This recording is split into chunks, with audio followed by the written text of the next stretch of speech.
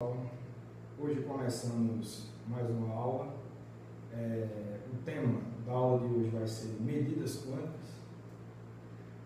Como eu falei na aula anterior, a gente viu a evolução e viu a definição de estados quânticos. A gente viu que a evolução ela era dada por uma transformação unitária que era aplicada sobre o vetor. Hoje, que a gente vai ver medidas, a gente entende que como a gente não consegue isolar o sistema quântico do aparato de medida, a gente não pode mais tratar o sistema quântico como um sistema isolado, um sistema fechado. Portanto, não cabe mais a afirmação de que em uma interação do sistema com o equipamento, no caso da medida, a evolução dele vai ser unitária, como no caso de uma evolução submetida àquele hamiltoniano na aula passada. Bom, nesse sentido, a noção de medida, que eu já tenho falado em aulas anteriores, ela difere bastante da noção clássica de medida. E difere tanto que precisa de um postulado exclusivo para a medida. A mecânica quântica reserva um postulado dela para tratar das questões da medida. Bom, fazendo analogia com o caso clássico, né, na física clássica, a medida ela não interfere no sistema. Você pode observar um objeto significa medir ele. Você está tirando informação sobre a posição do objeto, está tirando informação sobre a velocidade. Você pode imaginar, por exemplo, num jogo, numa partida de tênis, como seria difícil se você, para acompanhar a trajetória da bola, cada vez que você olhasse para ela, ela tivesse uma posição diferente. Isso a gente sabe que não acontece. A trajetória da bola de tênis, em jogo, ela não é alterada porque a gente está observando o seu movimento. Na mecânica quântica, se a gente fizesse uma analogia com o que a gente vai ver aqui, se tivesse um jogo de tênis quântico, por exemplo, cada vez que você olhasse para essa bola, ela poderia estar em qualquer ponto do espaço diferente. A sua velocidade também poderia ser alterada, às vezes estaria rápida ou lenta. Então, a gente sabe que isso não acontece porque o jogo de tênis acontece no universo clássico, mas na física quântica as coisas são diferentes. No mundo atômico as coisas são diferentes. Então hoje a gente vai falar de fato sobre medidas. Então, medidas quânticas.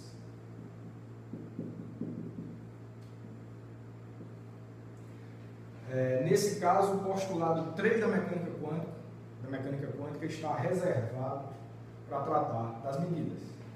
Então vamos direto enunciando o postulado 3. Ele diz o seguinte: medidas quânticas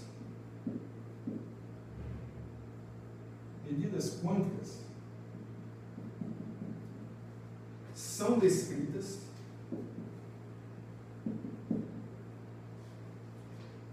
por uma coleção, um grupo, né? Uma coleção de operadores de medida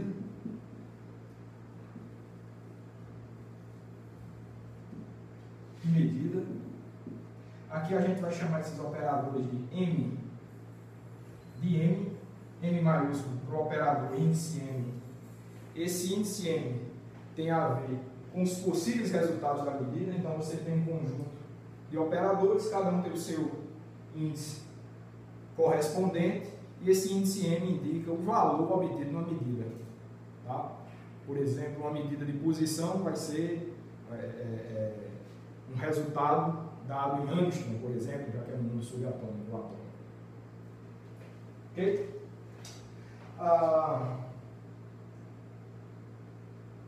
Tudo bem, então, se o estado do sistema, vamos continuar enunciando o postulado, se o estado do sistema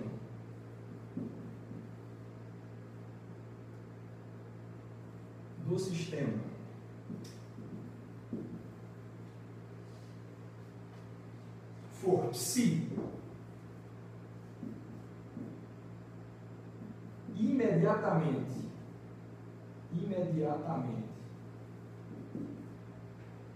antes da medida,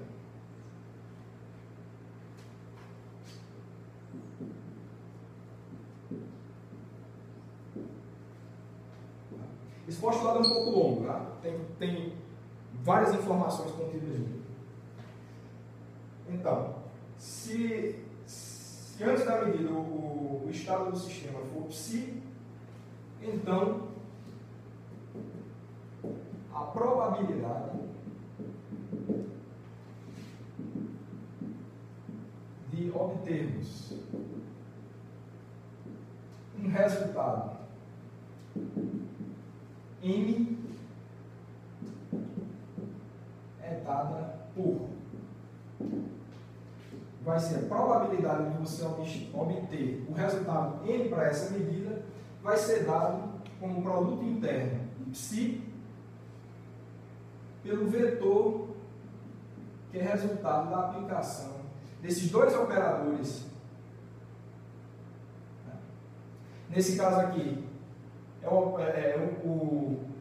o operador de medida, dada aquela coleção de operadores, é o operador de medida correspondente ao resultado M, aplica primeiro ele no estado psi, depois você aplica o adjunto e depois faz o produto interno com o próprio vetor psi. Então, pessoal, esse resultado aqui indica, faz parte do postulado também, vai ter outras informações ainda, esse resultado aqui indica, no caso mais geral, no sentido de qualquer tipo de medida quântica vai ter que respeitar isso daí. Então, eu vou dar um número para essa equação, número 45, de acordo com a nossa ordem.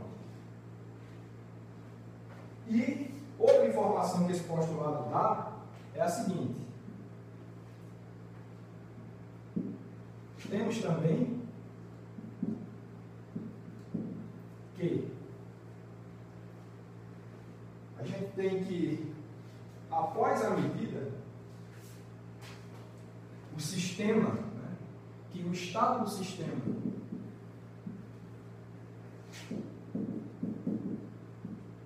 após a medida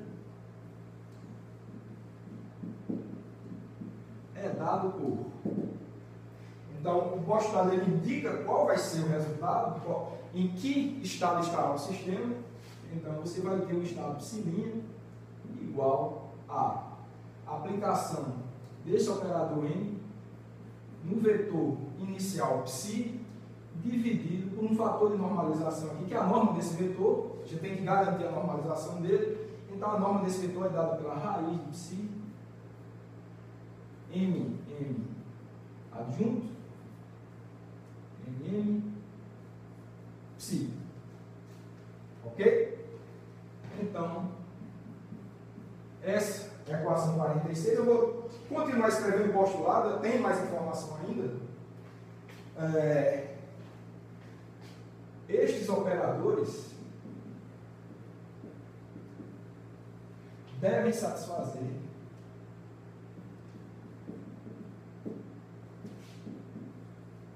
a relação de completeza. Que relação é essa? Somatório em M, no caso, de M adjunto, M igual a identidade. Essa é a equação 47. Tudo isso, pessoal, é o enunciado do postulado. Vocês veem que ele dá bastante informação. O postulado ele termina aqui, mas é importante notar o seguinte: note que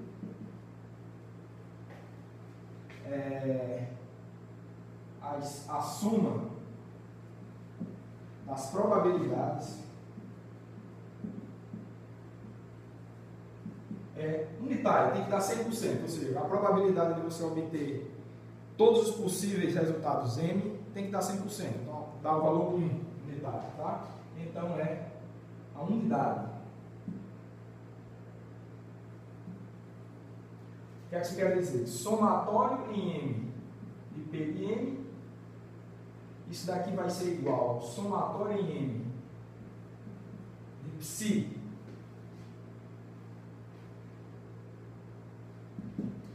a gente está utilizando aqui a equação 45, tá? Então, vai ser somatório desses produtos internos, ok? E e aqui a gente conclui.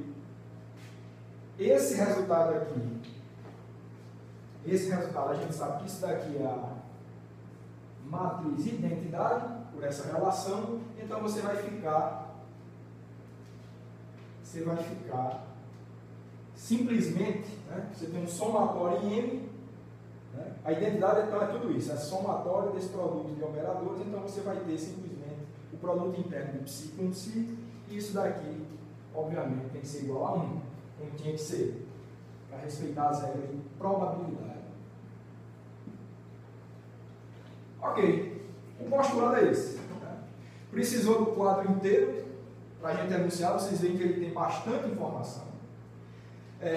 Então vamos recapitular tudo isso. Que o postulado 3 da mecânica quântica diz que as medidas são descritas por uma coleção de operadores M. Esses operadores, gente, eles vão atuar no espaço do sistema em questão, do sistema físico em questão. Se for um sistema de qubit, então esses operadores têm que ter dimensão 2, tem que estar nesse espaço de Hilbert de dimensão 2, correto? Se o estado... Ok, então, você precisa dessa coleção de operadores para descrever sua medida, cada um vinculado a um possível resultado dessa medida. Se for uma medida de spin, por exemplo, já que eu falei em qubit, né? Estou falando de um sistema de 2 níveis, então, para você descrever uma medida de spin, sabendo que esse spin, se for uma partícula de spin meio, tem 2 resultados possíveis, spin up, spin down, você vai ter que ter uma coleção de 2 operadores, um vinculado ao resultado da medida ser spin up e outro para o resultado ser spin down. A gente vai ver isso ainda com mais calma. Então a gente precisa desses operadores.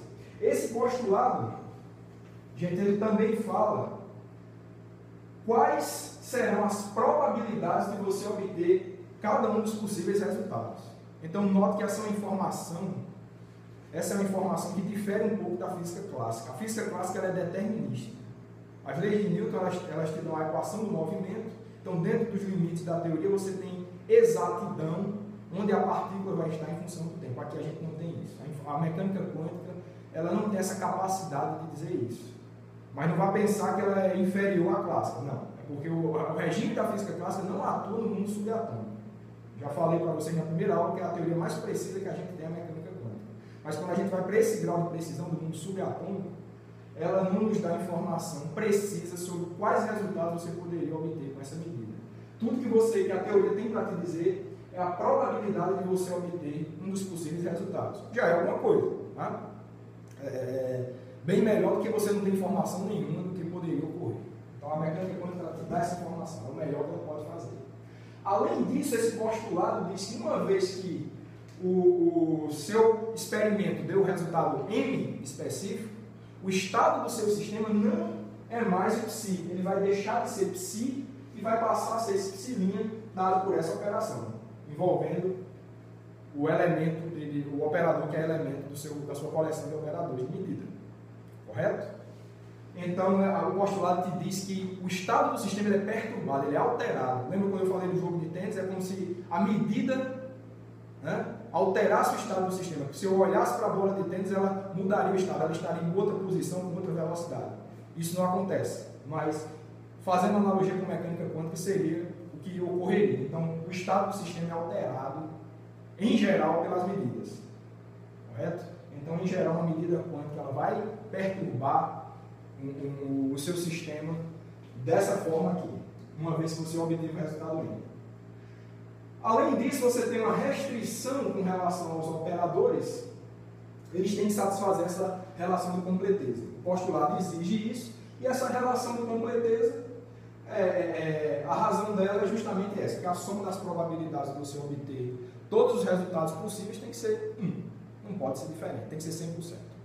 Tá? Então, pessoal, nesse quadro aqui, novamente, vou até abrir para vocês olharem, o postulado 3 da mecânica quântica está aí, magnífico, precisou do trabalho de grandes cientistas, uma gama de experimentos, décadas de esforço das melhores mentes do século XX para obter esse resultado aqui. Tá? Então esse é o postulado da medida da forma mais sofisticada que tem. Se você pegar um livro texto básico de mecânica quântica, ele vai te dá uma informação sobre a medida projetiva, que a gente vai ver aqui, regra de Born, mas aqui é um caso específico de medida. Talvez quem fez só o curso de mecânica quântica pode estranhar, tem tanta informação aqui, mas realmente essa é a informação mais geral que você pode ter para descrever medidas quânticas. Tá? Vamos seguir. Apagar aqui, tomem nota aí do postulado, importantíssimo. Apaga esse lado também.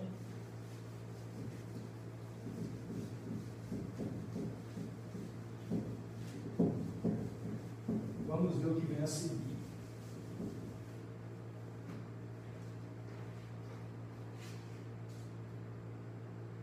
Vamos dar um exemplo. Acho que é importante dar um exemplo para a gente fixar o que a gente está aprendendo. Então, exemplo.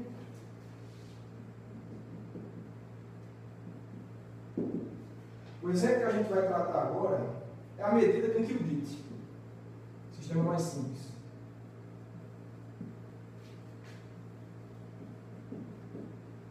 Medida de um qubit.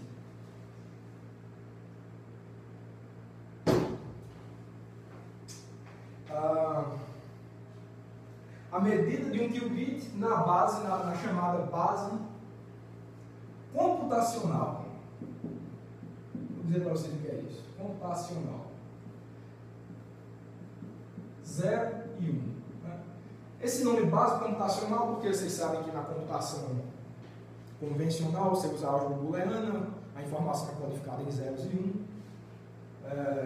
E aqui nesse caso, a gente chama essa base 0 e 1 por essa analogia com a álgebra booleana de base computacional. Mas é só um nome, mas é um nome importante porque realmente em vários livros de texto de informação quântica se utiliza essa terminologia.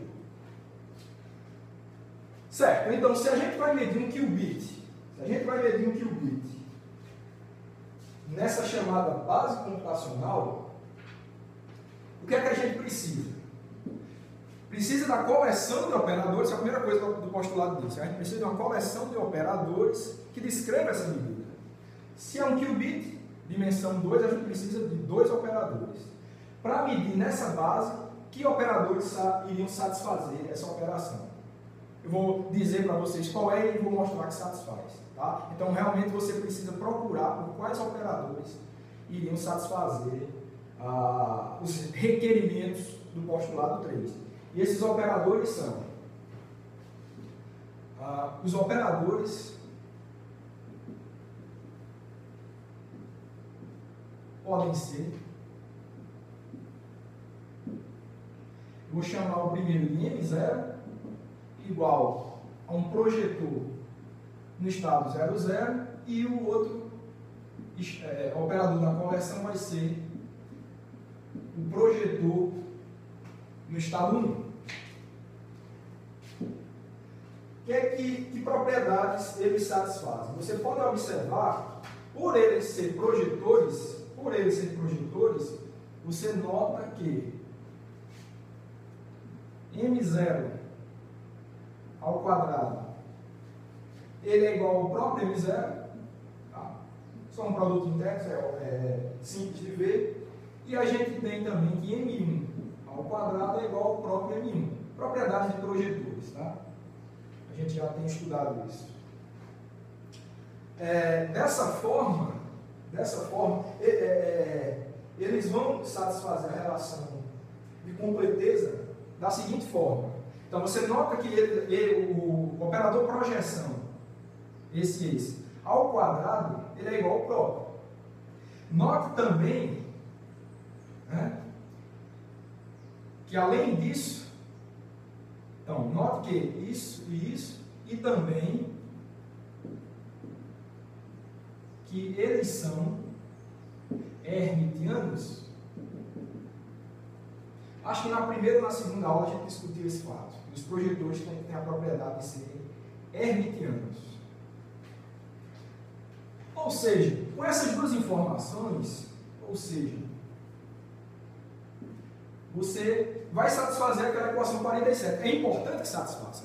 É isso que eu estou mostrando aqui. Esses projetores que a gente está escolhendo aqui, como elementos da medida, operadores da medida, eles têm que satisfazer a relação 47. Então, você observa o seguinte, que M1 dá M1 mais M0 primeiro, né? M0 dá M0 mais M1 dá M1. Isso daqui vai ser o quê? Olha, se eu estou dizendo que ele é hermitiano, M0 d'H é igual a M0. Então você vai ter M0 ao quadrado. Só que M0 ao quadrado é igual ao próprio M0. Então isso daqui é M0. É o operador M0.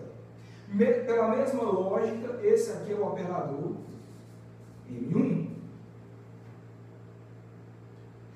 E se você tem M0 mais M1, é a soma desses projetores em uma base completa. Obviamente, isso aqui fica sendo aquela famosa relação de completeza, que, claro, tem que dar igual à identidade. Então, provamos aqui que, de fato, esses dois operadores que a gente está usando para fazer essa medida, eles satisfazem a relação de completeza. Ótimo. Então, é possível, né? Então, de fato, formam uma coleção adequada de operadores para se realizar uma medida quântica.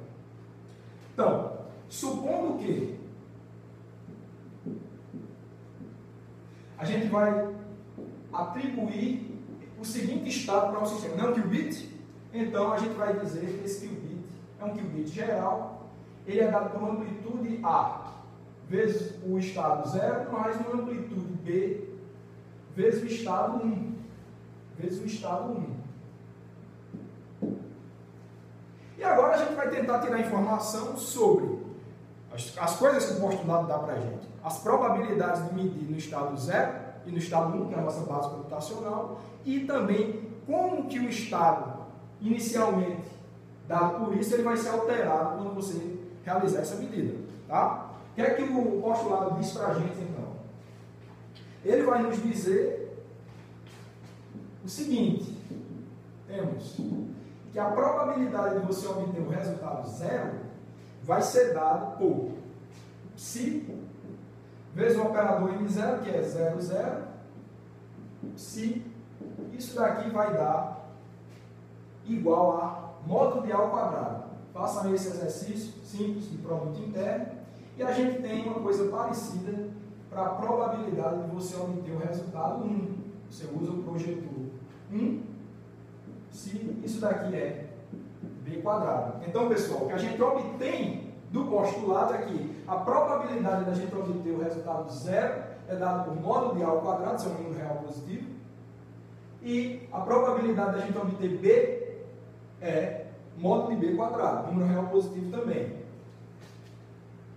Um fato importante, eu vou dar os números 46 e 47 aqui. 47, desculpa. Não, seguindo nossa ordem deve ser... Acho que eu não vou dar números para ele. Qual é o exemplo? Acho que não vou dar números para essa equação, por enquanto. Certo, então, a gente tem essas probabilidades. E o que a gente tem também é, lembrando que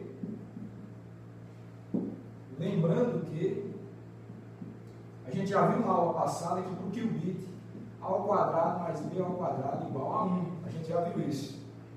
Para respeitar a normalização dele, e faz sentido que a soma das probabilidades só tem dois resultados possíveis, 0 e 1, então tem que dar o valor unidade. Tá bom? Certo. E agora, como que serão transformados os estados do sistema com uma medida como essa? Então, os estados do sistema tornam-se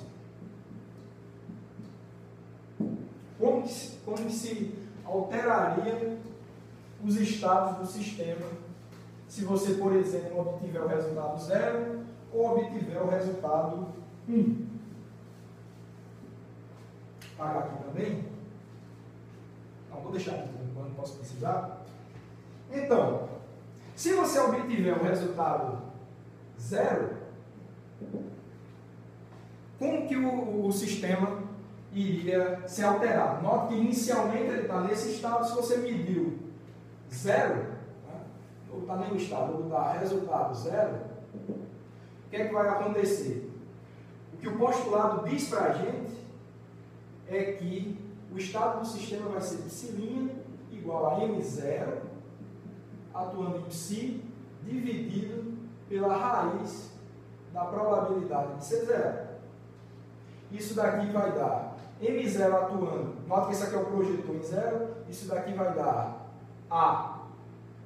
A0 dividido por módulo de A, certo? E se você obtiver o resultado 1 na medida, o estado do seu sistema vai ser alterado para um psi 2 linhas, M1 atuando em psi dividido pela raiz da probabilidade de ter dado 1. Isso daqui, se você faz a conta, vai dar B1 dividido por módulo de B. Dividido por módulo de B. Correto? Então, depois a gente vai ver, quando a gente falar de fase global, tá? Isso daqui é um número complexo, com módulo 1, eu estou falando desse A dividido por módulo de A, isso é um número complexo com módulo 1, mesma coisa aqui. Então, a gente vai ver no futuro que quando você tiver um número complexo qualquer, um módulo 1 na frente de um vetor, você pode entender que esse número complexo é o próprio número 1, que não tem problema nenhum, não tem alteração física nenhuma. Isso é uma fase global multiplicando o estado. Então, efetivamente, a gente tem o estado 0 e o estado 1. É isso que quer dizer aqui. Certo. Ver se tem mais alguma coisa para falar desse exemplo. Não, eu acho que é um exemplo simples. Tá? Vocês podem exercitar mais. Sistema de 3 níveis.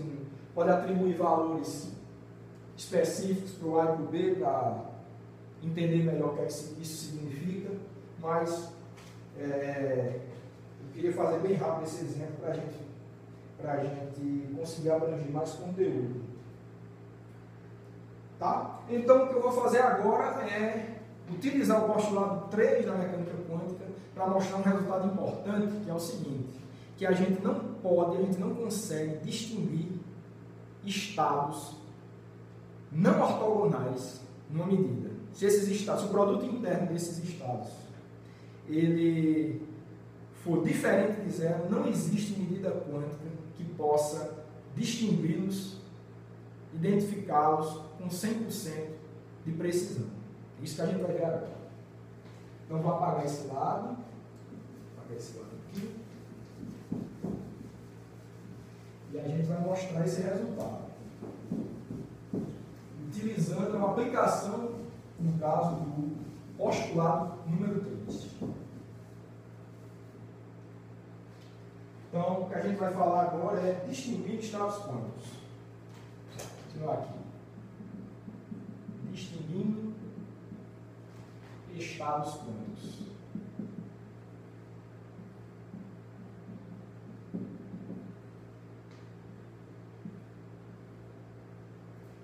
Então, para isso, pessoal, vocês podem pensar o seguinte. Vamos pensar em duas pessoas. Né? Acho que pela primeira vez nesse curso eu estou falando para vocês dos dois personagens mais famosos da informação quântica, Alice e Bob. Alice porque começa com a letra A e Bob com a letra B, então são observadores A e B. No caso aqui, eu tenho a Alice, vou desenhar a Alice aqui. Então, a Alice, e você tem o Bob. Então, é um experimento, tá? É uma situação que eu quero comentar com vocês. Então, você tem a Alice e o Bob. E a brincadeira é o seguinte, eles vão participar de um jogo quântico, que é o seguinte, tá? Isso aqui a gente vai utilizar para mostrar que não dá para distinguir estados quânticos não ortogonais. Então, imagine que a Alice e Bob estão participando de um jogo em que a Alice é a emissora de estados quânticos e Bob é o receptor. E a brincadeira é ela diz a Bob, então existe um grupo de possíveis estados quânticos, você pode pensar no qubit, se você quiser, no sistema de spin meio, ela vai enviar alguns spins, ela diz que só tem algumas possibilidades de spins para ela enviar para ele, e quer que ele descubra, ele pode fazer a medida que ele quiser, e quer que ele descubra que estado ela está enviando, quer que ele identifique com precisão quais estados estão sendo enviados para ele. Essa que é a brincadeira. Então, a Alice vai enviar estados quânticos para o Bob. Tem uma coleção, existe uma coleção de possíveis estados, certo? Os possíveis estados são psi com I variando de 1 até N, caso mais geral. Tá? Vamos supor que tem N possíveis estados, ela está enviando esses estados psi para o Bob, e o Bob sabe quais são os possíveis estados, ele sabe, ambos sabem quais são os possíveis estados. A Alice, ela sabe qual estado está enviando com perfeição, ela conhece esse estado e quer que o Bob adivinhe. Ele sabe as possibilidades somente. Então, existe alguma medida quântica que o Bob vai fazer sobre esses estados, capaz de identificar com precisão quais estados a Alice está emitindo para ele? A gente vai ver que, se forem ortogonais esses estados, é possível. Se não forem ortogonais, não tem como o Bob fazer essa tarefa, executar essa tarefa. Vamos ver isso. Apagar logo aqui também. Então, vamos ver o que é que sai dessa brincadeira entre Alice e Bob.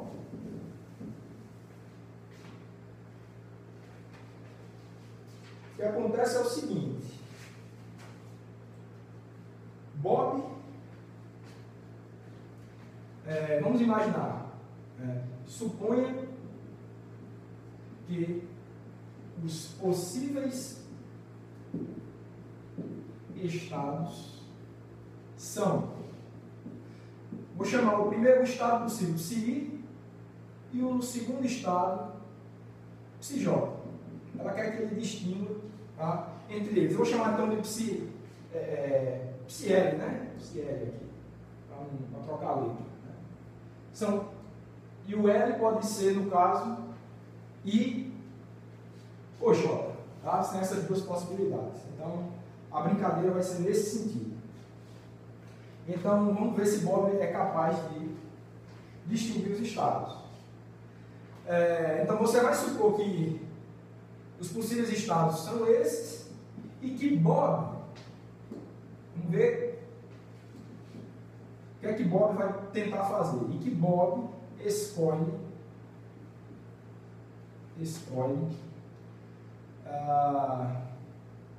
os operadores MK igual projetores, tá, pessoal? Projetores, ele vai escolher projetores psiK. Esses são, a gente já viu que esse tipo de operador de projeção funciona para o caso da medida. Tá? Então, vamos supor que ele escolha esse tipo de operador, tipo de projeção. E esse operador, só para lembrar que ele é completo, você, claro, pode escrever isso daqui como sendo um somatório em L diferente de K da identidade menos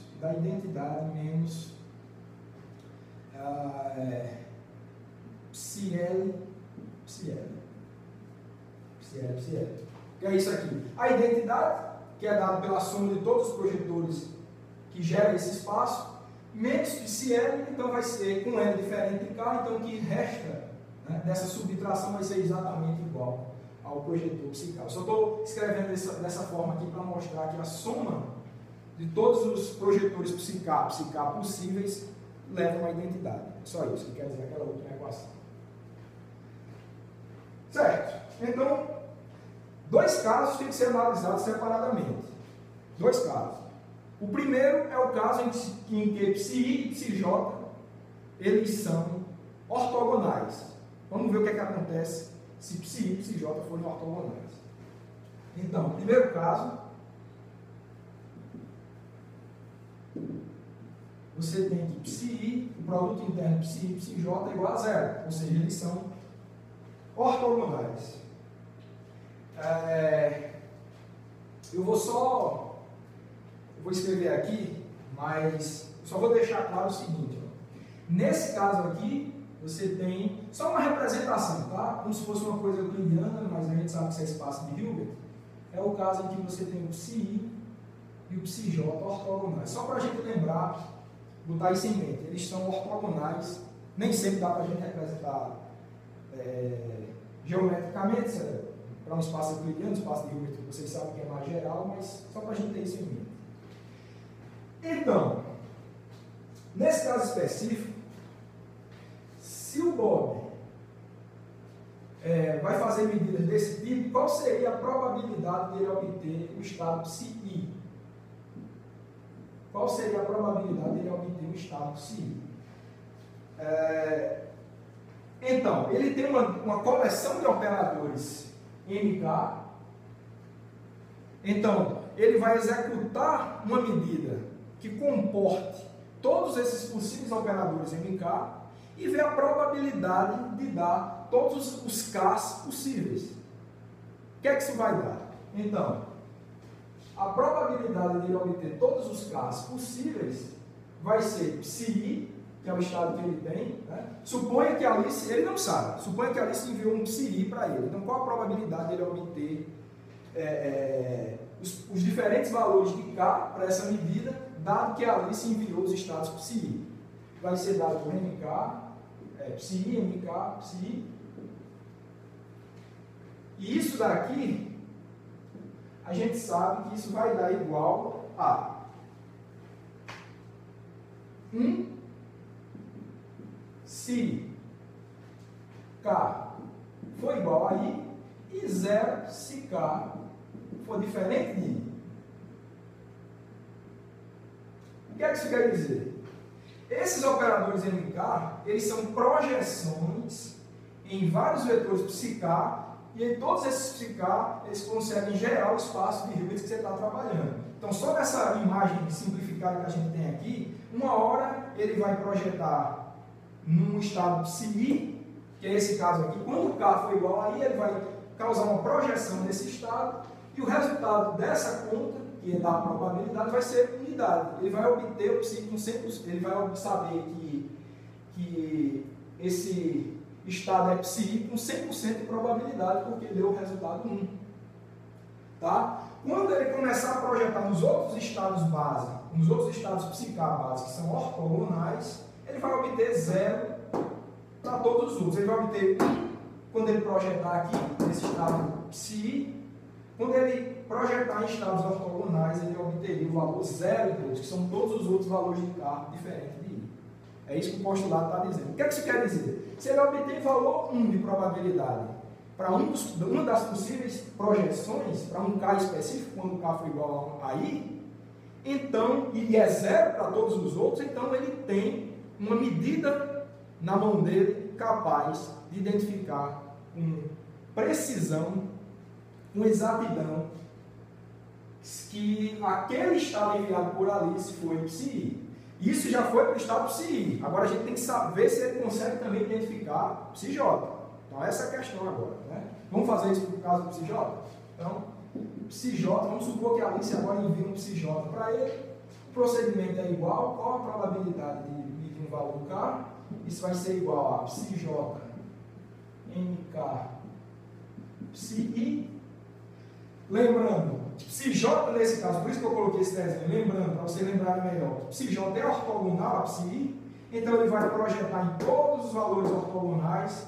No caso, ele vai obter o valor unitário para a projeção no próprio psi j e vai obter valores 0 quando ele projetar em estados ortogonais. Aqui seria um 0, outro estado ortogonal seria 0. Entende, pessoal? Então, similarmente, ele obteria o valor 1 se K igual a J e o valor 0 se K diferente de J. Então, de novo, ele consegue identificar o estado que a Alice mandou com exatidão, com precisão, 100% de certeza. Então, nesse caso, é que a gente conclui disso? Que no caso em que psi e psi j são estados ortogonais, o Bob vai conseguir identificar quem são esses dois estados com exatidão. Essa que é a mensagem. Tá bom? Agora o que a gente vai fazer é o segundo caso. No caso em que os estados eles são ortogonais, eles são não ortogonais. Tá? O produto interno é diferente de zero. Vou apagar o desenho aqui, tá? Vocês estão lembrando da brincadeira qual é, né? Então, o segundo caso agora que a gente vai tratar é, segundo caso,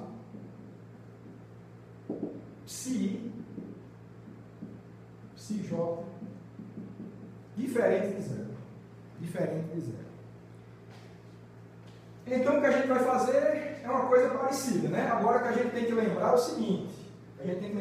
Vou botar o psi aqui, só para a gente ter em mente essa situação. E o psi j, só para representar, eu vou botar ele não ortogonal aqui, ó.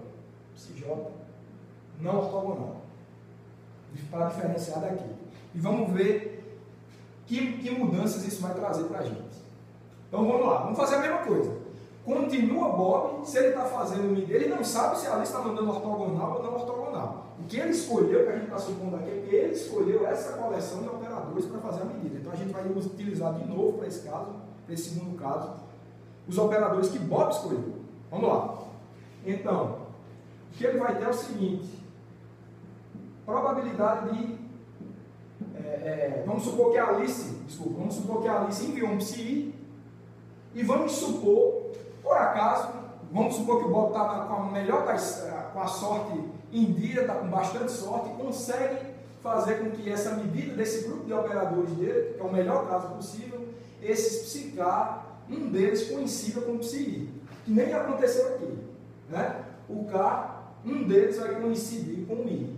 Nesse caso vai acontecer a mesma coisa. Psi k vai ser igual a mesma coisa que a gente tem ali. Psi i, mk, psi i. E de novo, vamos supor que ele está com a melhor das sortes, então ele vai ter o resultado 1 para esse caso, se, de novo, mesma coisa, k igual a i e 0 se k igual a j. Então, supondo que ele está com sorte, esse grupo, mesma coisa aqui, né? Mesma coisa aqui. Então é possível. Aqui mostrou que é possível e aqui é possível. Se ele está com sorte, é possível que ele escolha um grupo de MK tal que um dos Ks coincida, um dos psi-Ks coincida com o psi-I. Então vai obter a mesma coisa que ele tinha aqui. Então, nesse segundo caso de não ortogonal, ele está conseguindo descobrir que esse estado é psi-I, com certeza, tá? Agora, vamos ver a situação em que a Alice manda psi-j. Vamos ver que é psi-j. O que é que acontece quando a Alice envia um psi-j? Fazer isso aqui. Então, de novo, o Bob é capaz de dizer quando a Alice manda um psi-i. No caso em que a Alice, para esse caso ali, mandar um psi-j, vamos fazer isso aqui, mesma coisa, probabilidade dos vários Ks, vai ser psi-j, mk, psi-j, aí, pessoal, agora vem a diferença. Nesse caso aqui, lembrando, eu disse que ele estava com sorte, ele estava conseguindo projetar exatamente os psi-Ks no psi-i, aí daria probabilidade 1, que é quando ele projeta aqui, probabilidade 0 para todos os outros projetores ortogonais que compõem a coleção de operadores da medida de Bob. Mas, dada essa escolha dele, né, em que um coincide com o psi-i, essa mesma escolha tem que ser mantida quando Alice enviar estados psi-j. Aí você observa o seguinte, ó, nunca vai coincidir dos vetores dessa base se alinharem, daqueles projetores se alinharem com o vetor psi-j. Sempre vai fazer algum ângulo de tal forma que o produto interno entre esses vários psiK com o psij, vai ser menor que 1. E o resultado disso, pessoal, é que isso daqui é menor do que 1 para qualquer psiK. Para qualquer MK, né? Para qualquer operador MK que compõe a coleção. Tá? Então, o fato é que ele nunca vai conseguir, se ele com sorte conseguiu alinhar um dos projetores com o psi, impossível dele conseguir fazer a mesma coisa com o psij, porque o psij é não ortogonal a psi. Então, está mostrado dessa forma que não é possível distinguir dois estados não ortogonais. Não importa quais sejam, se forem não ortogonais, não existe medida quântica capaz de distinguir esses dois. Ele consegue identificar, se for psi, ele consegue identificar, esse é psi. Mas quando ela mandar um psij, ele vai ficar sempre na dúvida, será que é psi ou é psij? Ele não vai ter essa certeza porque as probabilidades de todos os projetores, todos os possíveis resultados K, dá menor do que 1, nunca dá 100% de certeza. Então esse é o fato. Ok? Tudo bem. Bom, pessoal, eu estou um pouco perdido com os números das equações, mas só para acompanhar aqui as notas, eu vou botar o número 50 e 51, eu acho que já não está seguindo tanto essa ordem. Não, vou botar 50 para esse, 51 para esse, aqui fica 52 e 53. Só para a gente, caso precise dessas equações no futuro, a gente sabe o número delas, é importante.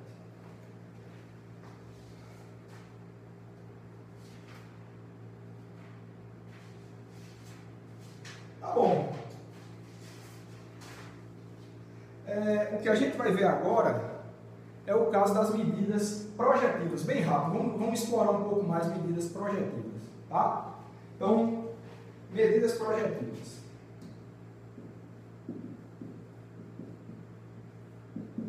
Vou continuar com o assunto. Tá? Medidas projetivas. Eu vou definir de forma mais rigorosa, que são medidas projetivas, né? Que é o seguinte, são medidas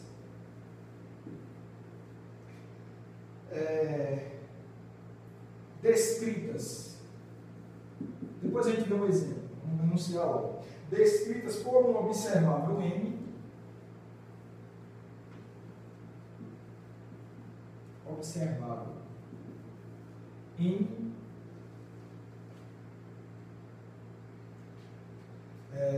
que é hermitiano,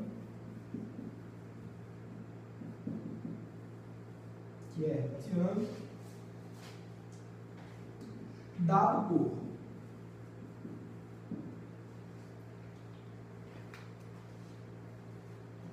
então um observável, né, uma medida de um observável que você faz de tal forma que essa medida pode ser considerada uma medida projetiva. Você vai ter que associar a esse observável um operador hermitiano M com a seguinte característica. Esse M ele vai ser dado por um somatório em M, de M e aqui um projetor. Então, projetor P e Mzinho. Nota o seguinte, pessoal. Esse M aqui, fazendo menção ao que a gente apresentou do postulado 3, esse M não são os componentes da coleção de operadores de medida, não. Os componentes desse lá seriam os projetores. Tá? Essa aqui é uma medida M, que compõe um observável, que está representando um dado observável, e os operadores que compõem aquela coleção de operadores de medida que eu falei inicialmente na aula, eles vão ser dados, eles vão ser tomados para expressar esse observável. Então, a medida projetiva sempre ela é dada em função da coleção de possíveis operadores, a coleção de operadores de medida, somados, multiplicados pelo resultado da medida.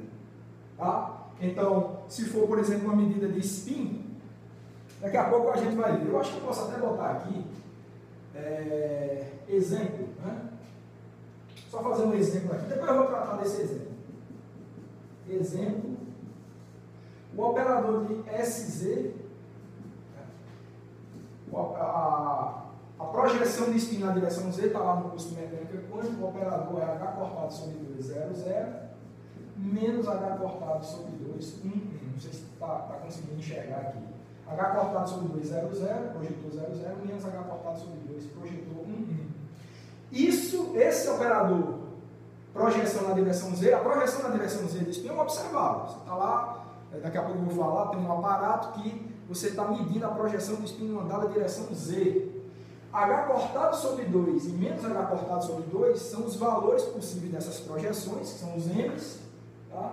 E as projeções são os possíveis estados, aqui eu estou escrevendo como as projeções naquela base computacional. Tá? No caso seria up em Z, que é o 0, e down em Z, que é o estado 1. Tá? Então, só como exemplo, que a matriz de Pauli SZ, que tem a ver com a matriz de Pauli, né?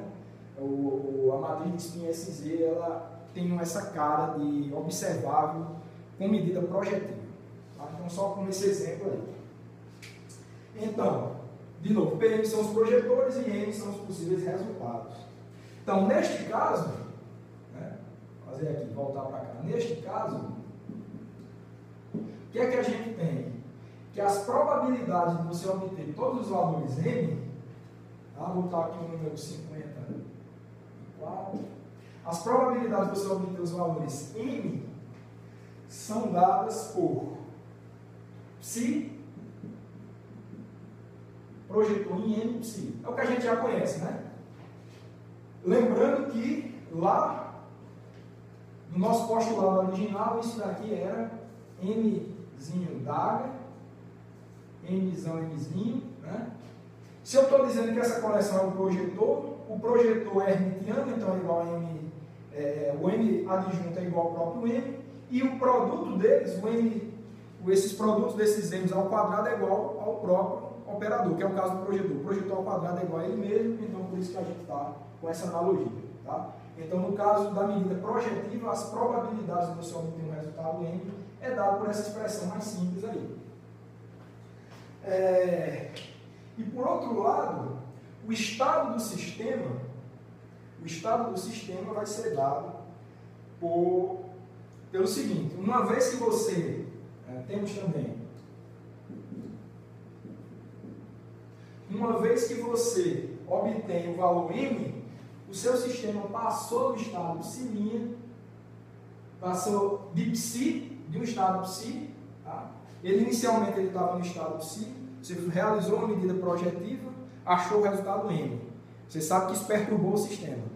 Para onde é que ele foi agora? O sistema deixou de ser psi, passou a ser igual ao resultado dessa operação aqui, de acordo com o postulado 3, tá bom?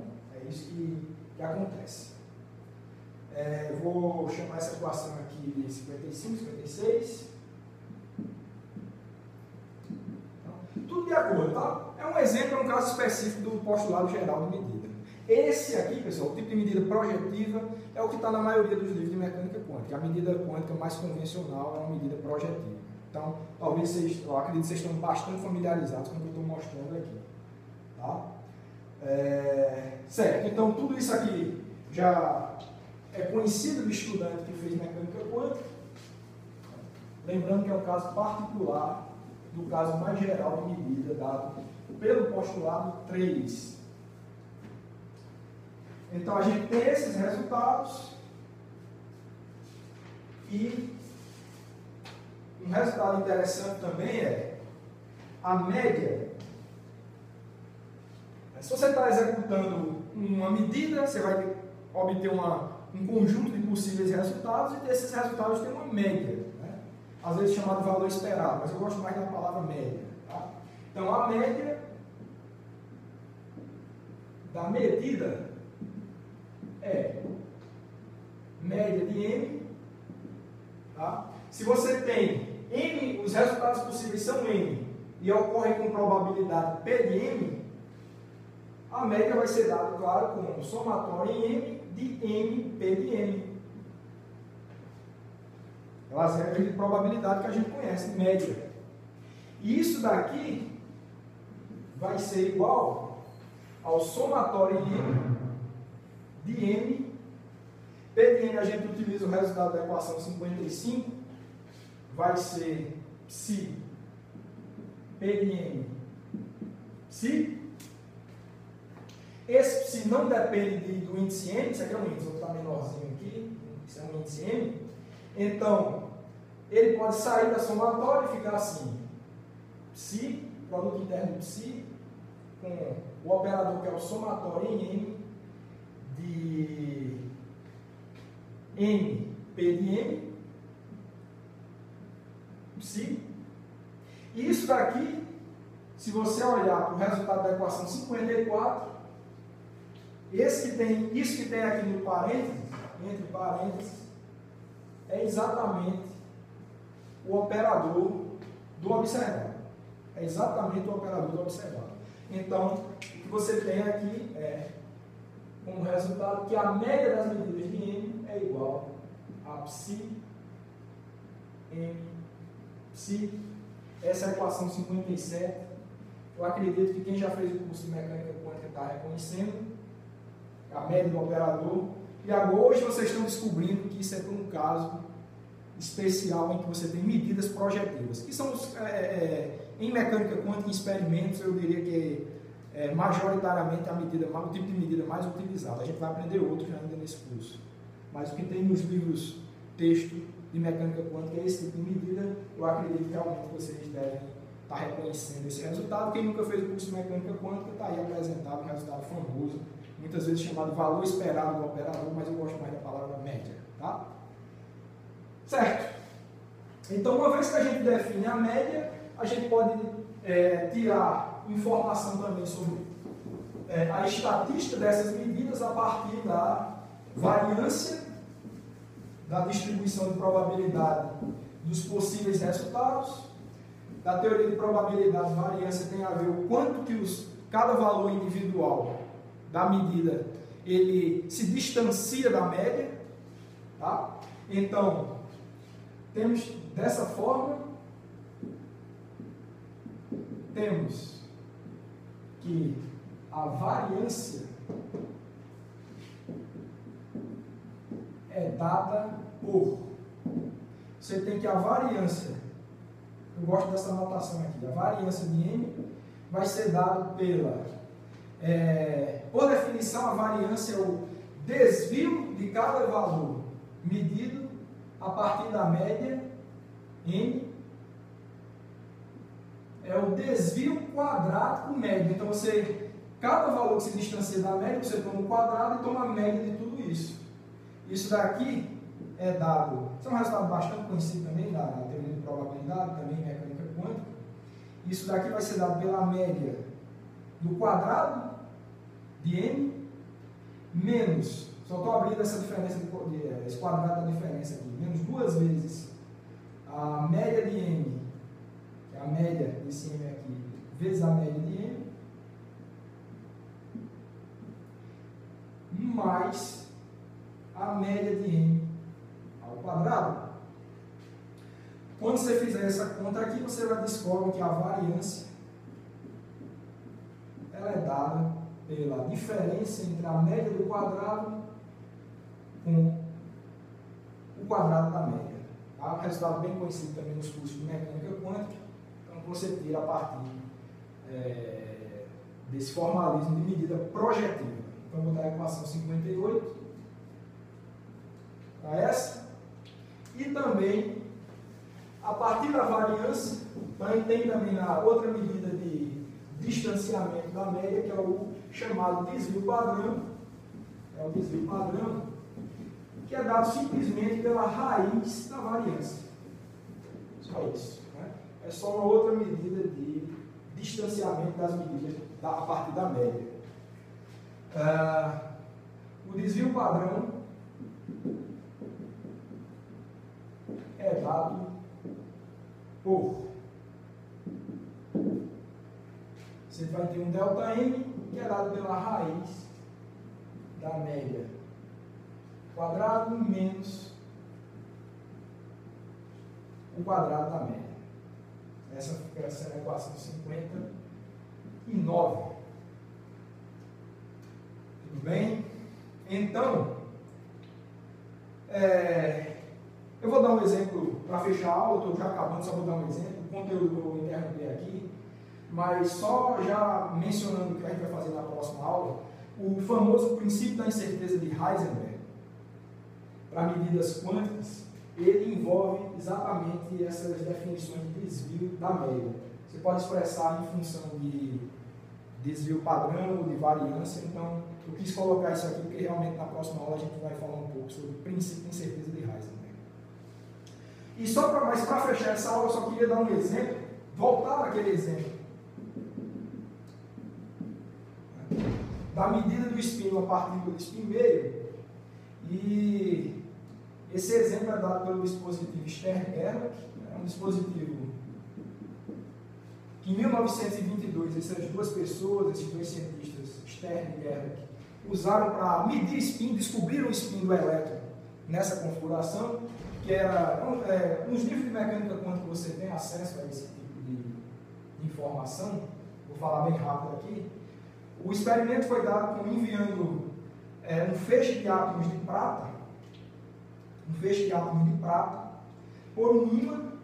Isso aqui é o polo norte e o polo sul de um ímã. Quando um feixe fino aqui de átomos de prata, eles passaram pelo interior desse ímã, e essa aqui está uma região com um campo magnético. Tá? E o que acontece é o seguinte: eram átomos neutros de prata, ou seja, se eram neutros, se esses átomos eram eletricamente neutros, eles não sentiam efeito de carga, de tipo lei de Coulomb ou força de Lorentz. Então, mas se eles exibissem algum aumento de dipolo magnético que tem a ver com um spin, que é um momento angular, esse campo magnético iria exercer uma força capaz de desviar esse feixe. E o resultado, para esse caso aqui, o feixe desviava somente entre duas rotas bem específicas. E foi daí que veio a palavra spin. O spin nasceu daí, que é um momento angular quantizado. Se fosse esperado que esse momento angular fosse uma coisa tipo clássica, um objeto que gira em qualquer direção, você esperaria que esse desvio fosse contínuo, porque você está medindo, esse aparato ele serve para medir um momento angular na direção Z. Em princípio, a projeção de um momento angular na direção Z poderia ser qualquer, e o fato é que o Stern e Gerlach descobriram que só dois valores eram possíveis. Os valores eram, no caso, quantizados, daí a palavra quântica, não era contínuo, era só dois valores bem específicos, e o spin foi descoberto dessa forma. Tá? Só lembrando a história, a importância que tem esse experimento para a mecânica quântica e para a física de maneira geral. Mas o que eu quero falar para vocês é que é esse experimento aqui que você está medindo o observável nesse caso de novo, é a projeção de spin na direção Z, e eu já falei para vocês hoje que esse observável ele tem uma representação de operador que é dado por isso aqui, H cortado sobre 2, que é o resultado da medida de spin para essas partículas aqui, eu vou chamar de spin up 0 e spin down 1. O resultado do spin para essas partículas de spin up que subiram é H cortado sobre 2, então vezes o projetil 0, 0, de acordo com o que a gente tem visto. E esse aqui mais H cortado sobre 2, esse aqui menos H cortado sobre 2. Esse menos H cortado sobre 2 é o resultado da medida para as partículas que defletiram para baixo. Então, o operador continua com menos H cortado sobre 2, projetou 1. É assim que a gente escreve isso. Esse é o observável. Então, esse é o observável da projeção do spin na direção Z. Esses são os projetores, que são os caras que compõem a coleção, nesse caso, de operadores de medida que a gente vem falando. E, só para tirar algumas informações, vou voltar naquele exemplo. Suponha que o estado de spin do sistema que entra nesse aparato é um estado psi, dado como no exemplo que a gente viu hoje, que é A0 mais B1. Se você for calcular a probabilidade de obter spin up ou a probabilidade de obter spin down, a gente já tem visto que já fizemos essa conta hoje, probabilidade de dar spin up é a probabilidade de obter o valor H cortado sobre 2 por spin, isso vai ser psi 00 psi. Isso daqui a gente já viu que é módulo de A ao quadrado, e a probabilidade da gente obter menos H cortado sobre 2 é igual a psi 1 psi módulo de B ao quadrado. Então, a depender de como são os estados da entrada psi, você tem uma variação nas probabilidades da partícula defletir para cima ou para baixo. O experimento mostra isso.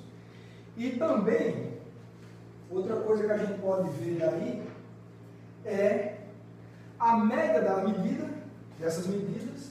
Né? Vamos fazer um pouco mais aqui. Então, a média, só para exemplificar o que a gente fez hoje, a média desses resultados de medida de spin, né? Lembrando, você só pode obter dois valores, não existe outro, é quantizado, é mais H cortado sobre 2 e menos H cortado sobre 2, não pode dar outro valor. Agora, pode ser que tenha muitas partículas dando esse valor, menos partículas dando esse valor aqui de baixo. O fato é que a média das medidas de um conjunto de partículas, a depender de quem é esse estado psi, ou seja, quem é A e B, vai depender, a depender de quem seja, esse feixe aqui vai ser mais forte e esse feixe vai ser mais fraco, ou o contrário. Isso tem a ver com essas probabilidades. E a média vai ter que ser um valor concentrado entre mais H cortado sobre 2 e menos H cortado sobre 2. Então, vamos calcular essa média. Vai ser psi, SZ, psi. Isso daqui vai ser, se você faz essa conta, vai dar H cortado sobre 2, psi, 00, psi, menos H cortado sobre 2, psi, 1, psi. O resultado desse cálculo vai ser, a gente pode utilizar esse resultado aqui. Então, o resultado para essa média, você vai ter que vai dar H cortado sobre 2, você pode botar em evidência, e aqui vai ser módulo de A ao quadrado menos módulo de B ao quadrado. Tá bom? Então, se A for 1, por exemplo, vamos supor que as partículas vêm no estado 0. Se A for 1 e B for 0, então as partículas estão no estado up, todas as partículas deveriam subir. Então, se você faz A igual a 1 e B igual a 0, o resultado disso aqui dá H cortado sobre 2, que de fato, todas as partículas vão subir, todas vão dar o resultado H cortado sobre 2, e na média vai dar o mesmo resultado H sobre 2, H cortado sobre 2. Se desce todas as partículas descendo, A igual a 0, você teria elas no estado psi igual ao estado ket 1, então todas as partículas descendo, psi é igual a 1, então B é igual a 1 e A é igual a 0.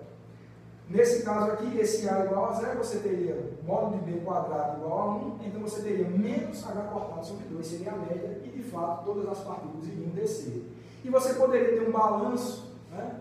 uma superposição de A e B, então realmente você vê que a média das medidas varia no intervalo mais H cortado sobre 2 e menos H cortado sobre 2, como a gente conhece dos livros de quântica. E só para fechar esse resultado, esse exemplo, vamos só calcular a variância e a média, desculpa, a variância e o desvio padrão para esse experimento. Isso vai dar o seguinte, se a gente calcular a média, a gente pode calcular a média do quadrado.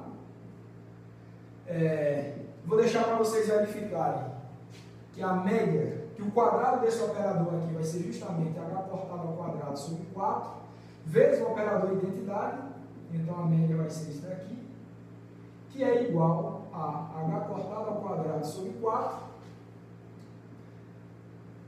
psi, que é igual a H cortado ao quadrado sobre 4. Então tem um valor único a média do quadrado do operador de spin.